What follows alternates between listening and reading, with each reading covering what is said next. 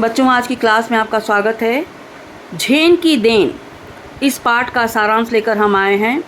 देखिए, जापान में लेखक के एक मित्र ने पूछा था कि यहाँ के लोगों को कौन सी बीमारी होती है। जापान में रहने वाले लोग किस बीमारी से जूझते हैं, कौन सी मुख्य बीमारी होती है।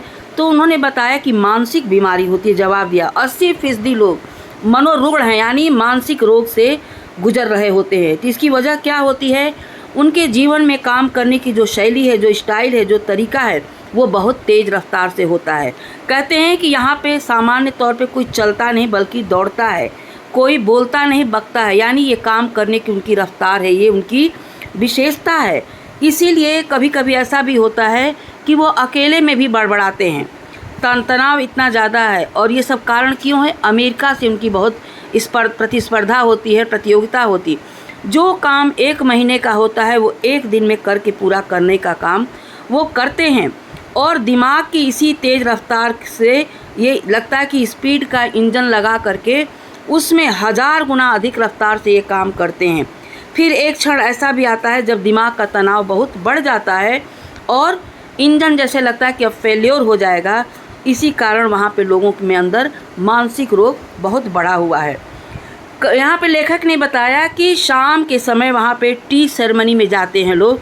चाय पीने की एक ये विधि है, जापानी में भाषा में उसे चा नो यू कहते हैं। यहाँ पे क्या है?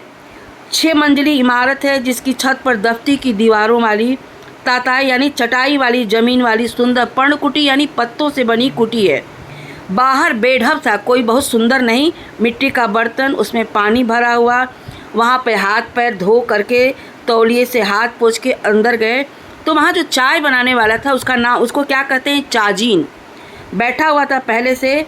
वहाँ देखकर इन लोगों को खड़ा हो गया, कमर झुका कर उसने प्रणाम किया, इतना सम्मान दिया उनको। और 2 झो आइए तशरीफ़ लाइए ऐसा कहकर उसने स्वागत किया।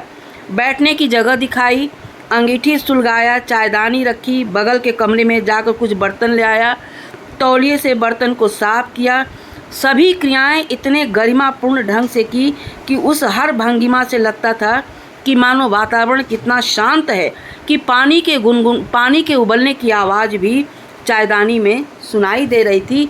जब चाय तैयार हुई उसने प्यालों में भरी, फिर वे प्याले हमारे सामने रख दिए गए। वहाँ 3 मित्र थे। इस विधि में मुख्य बात ये होती है कि 3 से ज़्यादा का प्रवेश निषेध है।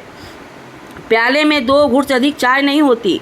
होठों पर प्याला लगाकर एक एक बूंद चाय का आनंद लेते हैं। करीब 1.5 घंटे तक की चुस्कियाँ चलती रहती। पहले 10-15 मिनट तो बहुत उलझन सा, फिर देखा कि दिमाग की रफ्तार धीरे धीरे स्वतः बहुत धीमी पड़ती जा रही है। फिर बिल्कुल लगा कि जैसे बंद ही हो गया और हम अनंत काल में जी रहे, यानी बहुत ही रिलैक्स महसूस कर रहे हैं अपने को।